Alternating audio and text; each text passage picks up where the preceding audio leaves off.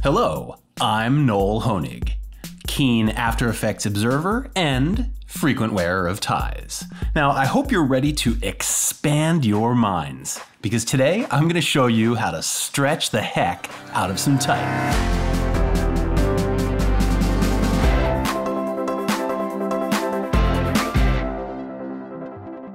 So no matter what level you're at with your motion design skills, the techniques that I'll be going over today shouldn't be too difficult to grasp. Just make sure to download the project files that I'm using in this video so that you can work along with me or practice them on your own after watching. Details are in the description below. Now grab a coffee because I'm definitely going to go to some great lengths to demonstrate this. In the last bunch of years, motion designers have begun to bend and stretch and distort type like crazy. It's kind of a trend now, and if you don't know what the Helvetica I'm talking about, I would look no further than Dia Studios, who in my mind kind of helped pioneer this. A really great example of the kind of stretchy type that I'm going to be talking about today can be found in this piece by Worship Studio called Beyond the Arc, so check this out. Yeah, there you can see it, and there, and there, and there. More specifically, here's a really fun shot that I animated for Verizon recently in which I had the word energy turn into the word efficiency. So today I'm going to go over two examples of stretchy type. One that's more simple, where a word stretches into a stop easing onto screen, and another one that's like the example I just showed, where one word stretches and transforms into another word. Before we begin, I just want to note that in order to do this kind of stretchy animation, we're going to need to turn our live type layers in After Effects into shape layers. And that means that our type will no longer be live, so just like in real life, you should choose your word carefully before you begin, okay? So if you've never converted type to shapes in After Effects before, let me just roll through this really quick. So if you right-click on your type layer and go to Create, you can grab Create Shapes from Text. Okay, that turns off your type layer and creates a shape layer with the same name basically. And then if you open this up, you see that there's a pretty convenient folder structure or tab structure in here. Each letter has its own tab, and within those tabs, each one has kind of the things you'd expect from a shape layer, like a stroke and a fill. This kind of acts as a group, and then you've got your own transform. This is really great, okay? But what we're gonna work on today is this, okay? Each group for each letter has a path, okay? And we're gonna be animating the heck out of those paths. So first things first, we need to create path keyframes for the completed state of the type, okay? Because once you start changing those paths, if you don't have keyframes that are like the perfect S and the perfect E or whatever, you're never getting those back, okay? So I'm gonna roll to like 1 second or whatever, and then I wanna make path keyframes for all of these letters. Now, there's a lot of digging through subfolders here to get this, so what I usually do is I press UU, okay? And then I just tick off all the path stopwatches till I have keyframes there, and then I'm just gonna press U again just to show all the properties that have keyframes, okay? So great. Just make sure to do that first. All right, so now that I have keyframes for the completed state, I just wanna make sure that I'm back here at the beginning, okay? And I'm gonna copy and paste these keyframes, all right? And with all of these keyframes selected here, that means that all of the points on the paths are selected. So I can just take this and I can kind of move this off screen and kind of create what's sort of like a position animation, but which is only happening along the path, okay? The only thing that's animating are the paths of these letters and not actually the position, all right? So what I wanna do is put some ease on these path keyframes, all right? I'm gonna press F9, and I'm gonna take it into the speed graph. Unfortunately, you have to work in the speed graph with paths because they don't really have values, right? And what I want is for this word to very much ease into place, okay? So I'm not gonna crank this 100%, maybe something like around 90 there. And then here, I'm gonna push this back so it starts faster. Not 100%, but something like 10% should be good, okay? And I think you all know what this would look like, all right? Something like that, right?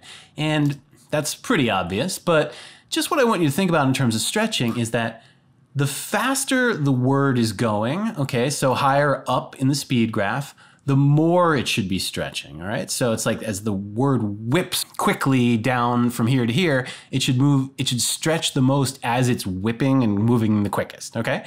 And kind of at the same time, the letters that are closer to, the resting point, like this T here, this should stretch a little bit less at the start than the first T, which is kind of farther away from the end. So I feel like this letter is sort of moving a little bit slower and this letter is moving a little bit faster. So I would stretch this one the least, then this one, and then this one, and this one the most. You know what I mean? So that's just something to think about. All right, so I'm going to jump out of here.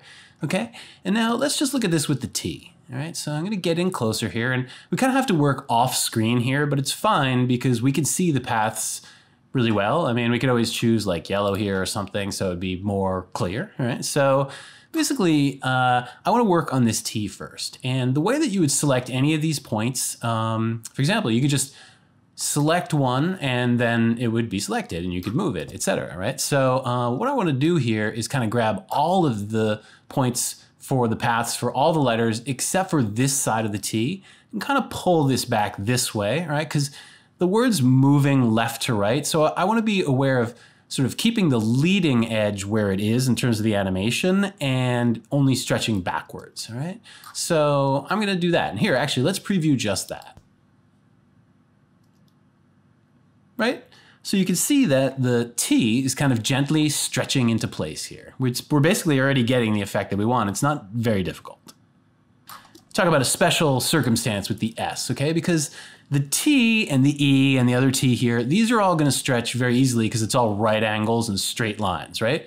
But when you're stretching curved letters like S's or O's or G's or J's or Q's or whatever, it's a little bit trickier, okay? Because if I were to just say, take this and stretch this out this way, it would look pretty weird and ugly and you'd kind of lose the beautiful curves and it just looks messy, all right? So there is a fix for this that I want to go over real quick. And this would work for any curved letter like an O or a G or a C too, okay? Just basically you get in real close to sort of the peak of the curves and I'm going to choose my pen tool. I press G, that's the shortcut.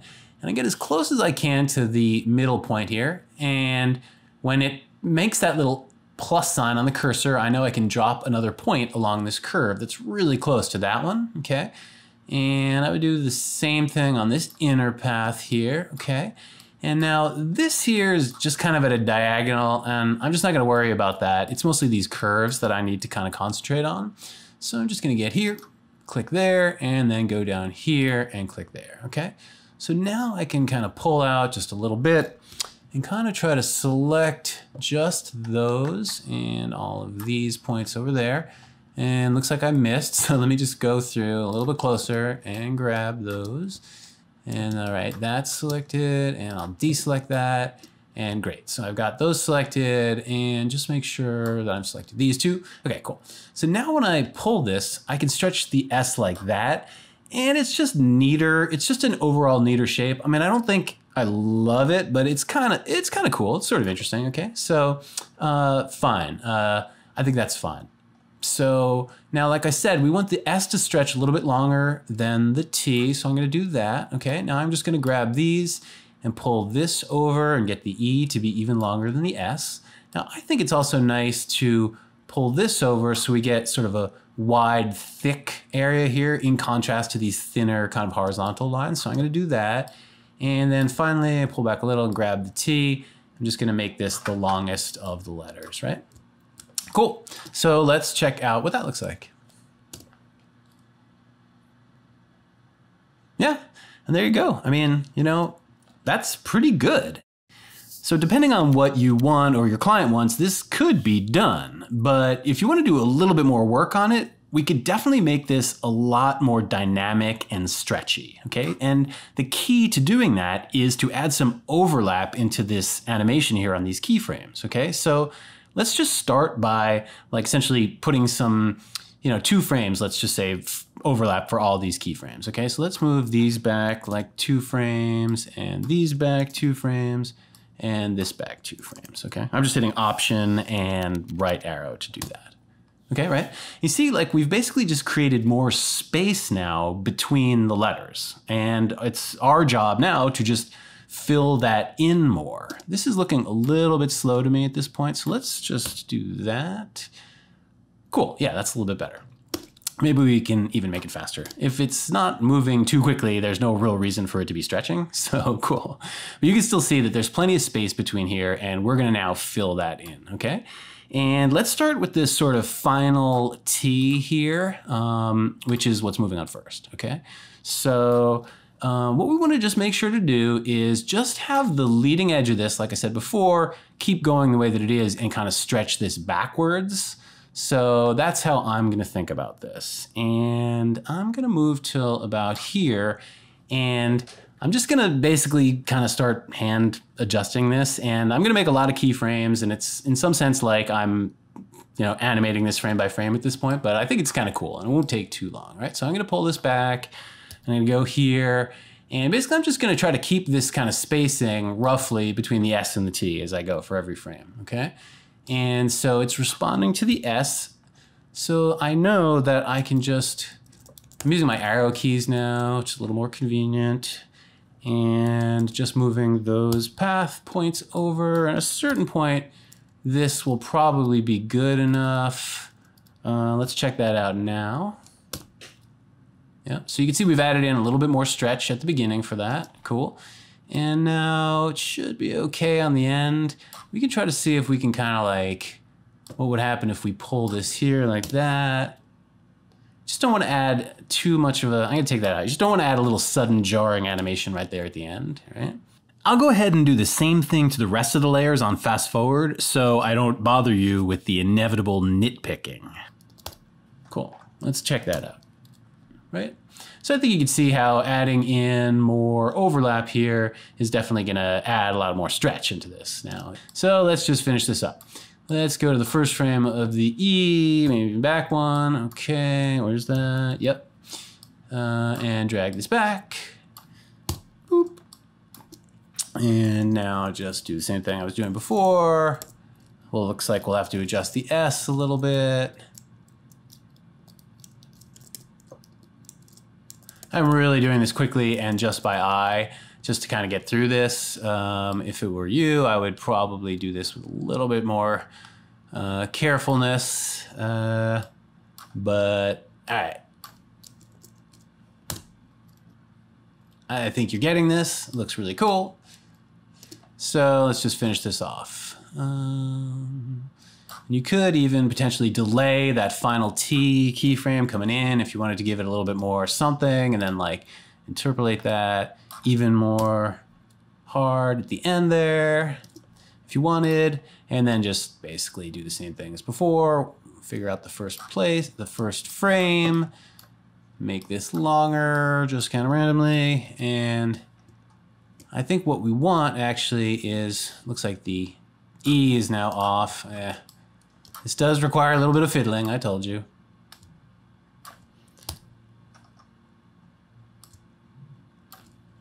Just because I put so much more space at the end of the T, I didn't really think about it, how that was going to affect my E, but I definitely had to stretch that back out. So yeah, this is what it looks like after I put in a little bit of manual keyframing work, and I'm feeling really good about it. Okay, it's time to take this to the next level.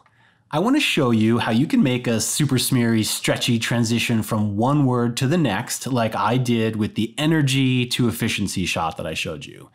In this case, because I love you so much, I want to have happy transition to healthy, which is also nice because like the energy and efficiency, they both start with the letter H and end with Y, so I think we can have some fun with that.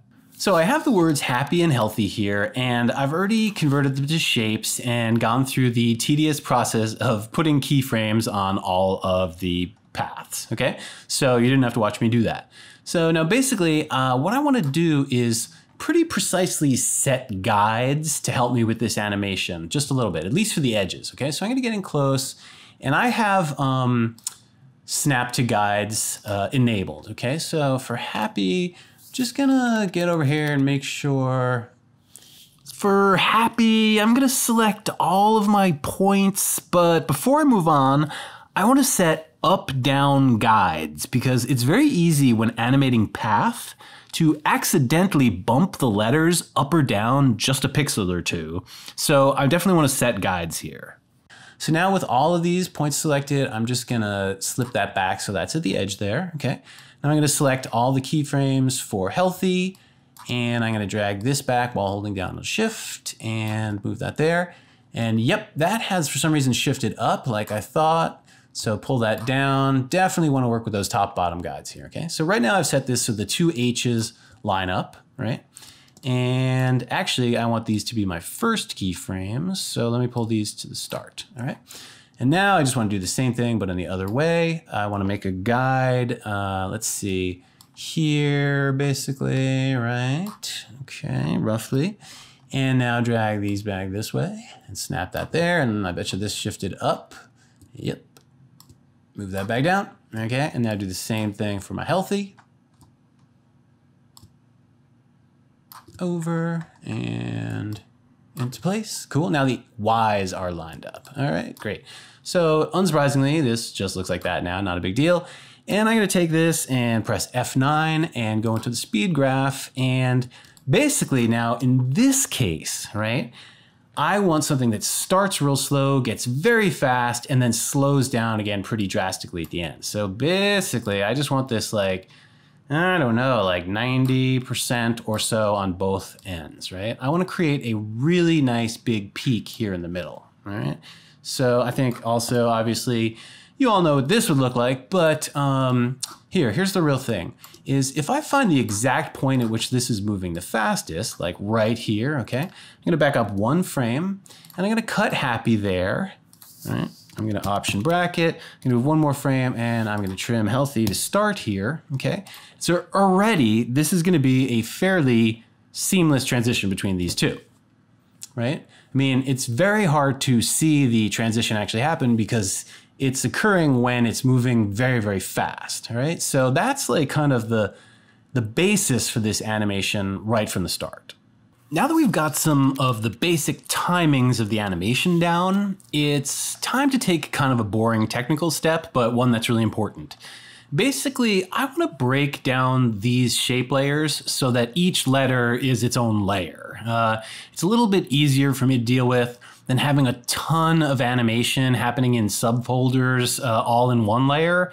And it'll also allow us to kind of adjust the cut point later on and add overlaps in a way that's just a little bit better, okay? So there's two ways of doing this. One is incredibly useful and easy, and one is really tedious. So I'm gonna suggest we use the easy one, but first let me just show you that you could sort of basically like duplicate this like a whole bunch of times and then get in and delete the, you know, APPY folder from one, and that's your H, and then on the next one, delete the H and then the PPY and just have the A, et cetera, et cetera. I've done that a million times, but there's actually like a really great tool for that made by my friend Zach Lovett, and so I'm just gonna plug that, okay? So it's called Explode Shape Layers. If you haven't heard of it, you should definitely get it because it allows you to just basically take both of these, and with the click of one button, now you have paths rather, for all of your letters on individual layers, okay? So I'm gonna delete the original ones and look at how nice that is. Thank you, Zach. Okay, so we got our basic keyframe timings in place and it's looking pretty good. So what we gotta do now is play with the spacing to make this better, all right? So for example, let's look at the H here. Now, remember, these are paths. So if I go to the end of this layer here, and if I take this, I want to move this back, I need to select the path, right? I'm going to take this and just push this back, not all the way to the start, but just so there's a little bit of a gap between there and there. And just watch that alone.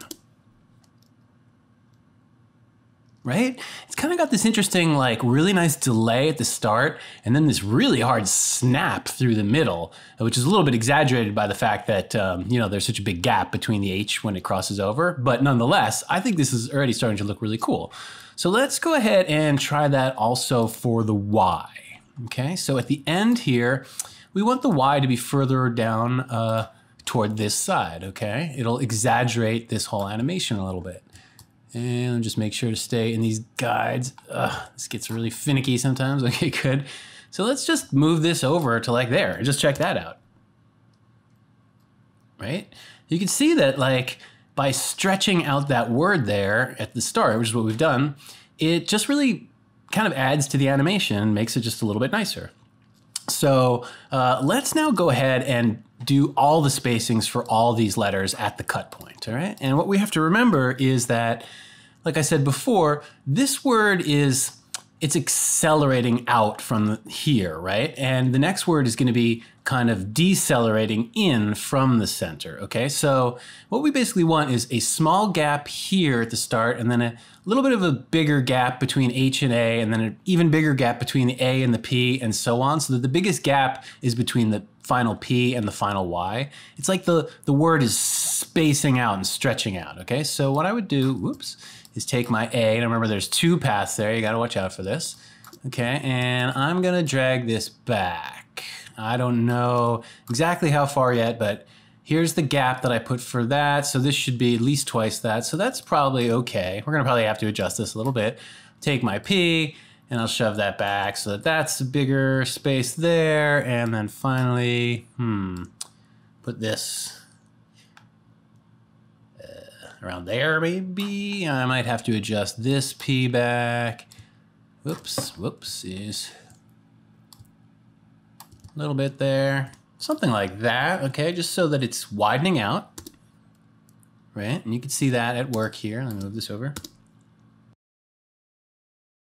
Okay, cool, that's looking really good. So now the next thing is to remember that basically we have two redundant letters here. The H and the Y, you know, because of the way that we set this up in the first place, I don't really need these from healthy. I just want the H and the Y from happy to take their place, okay? So first things first is that the Y will be landing in the correct position from the way we set it up before, but the opening H will need to be moved over because that's landed like around here because happy is a couple of letters shorter, right? So what I want to do is just get into this final keyframe here for the H and just kind of shove that over so that it lines up with the other H. So I just know that it's gonna land in the right place here, okay? And then I think I can go ahead and just delete the H and the Y from there. And I could take this Y and just drag this back. And now that should still work. Yeah, I mean, it's changing the timings a little bit, but it's still working pretty well, right? Okay, great, so that's looking good for the H and the Y. All right, so now I just need to get in here and do the same thing with the healthy letters and kind of space those out between here and here, right? Okay, so let me see, let me grab, So again, the space between the Y and the H here will be the shortest, and the space between the H and the E will be the longest, so I could figure this out one way or the other, but I'd probably, I don't know, just gonna eyeball that roughly, and then just try to, maybe it's better if I work backwards at this point, so I'll put this kind of close there, and this, I'll move over just a little bit more. Again, it's a little bit of a dance. I guess that would need to come over. And now the A is in the wrong place. So, whoops. I don't wanna, okay, right, good. Well, fiddling. This is probably actually one of the trickiest parts, is just getting this spacing right. But once we get this, it's really gonna make the rest a lot easier. So bear with me. Okay, cool. Let's just say that's good. And I think, well, maybe this can come over a little bit that way. Great. So let's look at that animation now, just like that. Yeah, and you can see that there's definitely like a little bit of a shift when it cuts from one to the other now, but we'll definitely be able to fill that in with the fun stretching part next. Like I said, this part shouldn't be that hard now that we have everything set up. We just have to remember that, you know, for the word happy, these letters should be stretching backwards, and for the word healthy, they should be stretching from left to right. Okay, so there's a little bit of a shift there. So I'll just start with the H. Okay, so I'll start here and I'm just gonna kind of pull this over like that. And for the A, I can now, alrighty, so I'm gonna take this point here and this point here, and I'll pull that back there, okay? My P, I will, let's see, I'm gonna do some of this and some of this, all right? And the other P, remember, each one of these is getting longer. That's already set up though, so we don't have to worry about it too much. Just remember to follow the guides that we already have by the other letters. Okay, and maybe keep that a little bit longer there, so it's like they're each getting a little bit longer. Okay, now the Y is a funny case because at first here, it's sort of like moving very fast, and it actually needs to start decelerating kind of right here, because if we move to the next frame, we're gonna have the Y there is gonna already be kind of crammed in there. So now that I think about it, probably don't want the Y to be moving as fast as everything else, or be as stretched. So I take that back, and I take this, and I'm gonna, let's see, take this, move this here. I'm cheating, I'm stretching this out a different way now, but let's see. Oops, grab these and just try to get this about right. Cool, so that would now look like this, right? Now let me just work the healthy letters on this side. So I'll take the E and I'll pull it back, and maybe, whoops. Get a little closer so it's easier to see what I'm doing. Pull this like that, okay. Let's work the A now. I'm gonna just grab this and pull this back, right. Good, and the L, pretty easy. And then we've got the T. And I'm just eyeballing this, trying to do this super quickly. And now the H, which, yep, is a little bit messed up because of the Y. What I'm gonna do now is just push the Y a frame or two, just so I can adjust the H. Okay, and we'll get this right. I'm gonna make this go over here. Okay, and let's see now. What would that look like? Just like that, even with the Y over there. Well, weird. Okay, so we gotta get this right. And it might involve just making the Y a little bit smaller at the transition point. And that might require making the P a little bit longer, etc. But let's maybe do that. That's a little bit closer. So this is just very unstretched at this point. Okay, that's fine. And so let me go ahead and adjust the P so that maybe we don't want this to be as stretched as much if this is sort of decelerating a little bit. So let me go ahead and pull this out. Right on. So actually, I think this looks really awesome already. And kind of like our test that we just did, I think we could still use overlap to make this look a little bit better. All right, so the one thing that is stopping this from being a little bit more seamless is that all of the letters cut at once. And since healthy has 7 letters and happy has 5, the shift is a little bit noticeable in there, okay? So I think if we stagger this cut point so that some of the letters come on a little earlier and some of them come on a little bit later, we can smooth this out, okay? So the Y is kind of already doing its thing, and we did pull this up 1, so I'm gonna leave that alone.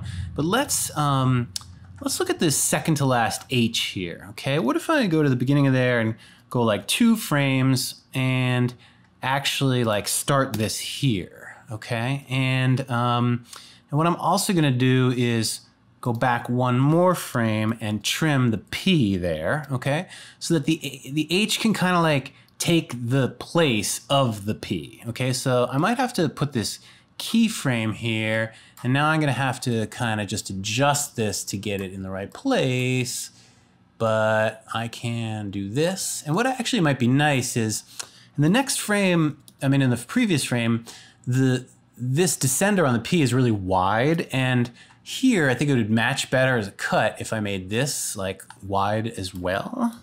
So it's a little bit more seamless there. Okay, so that's helpful. So check that out. Yeah, and now what we have to do is we kind of have to adjust this just like before, a little bit frame by frame. We could start by just like looking at the interpolation right here and, you know, seeing if perhaps we can have this slow to a start to smooth some of that out. So that might help with that. Yeah, that does help with that actually. And we could also potentially like pull this in if we want this to start a little bit faster, right? That might not be good. Just don't want to mess up your other animation at the end here. So let's just be careful with that. I think what we're gonna have to do is just kind of finesse this in frame by frame at this point. So let me do that really quick and we'll take a look at the end result. So there you go. Ooh, and it looks like, oh yeah, I made a mistake. So that's really good, actually, super instructive. I forgot to make a keyframe right here for the A hole. Sorry. So it's going off. So what I just need to do is just find the A and just press that there, and that'll make a keyframe in the right place. Cool. So yeah.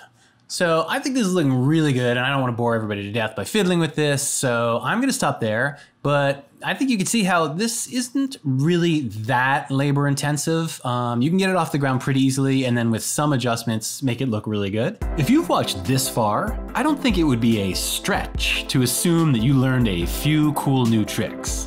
And that is why I'm going to stop now and say, so long.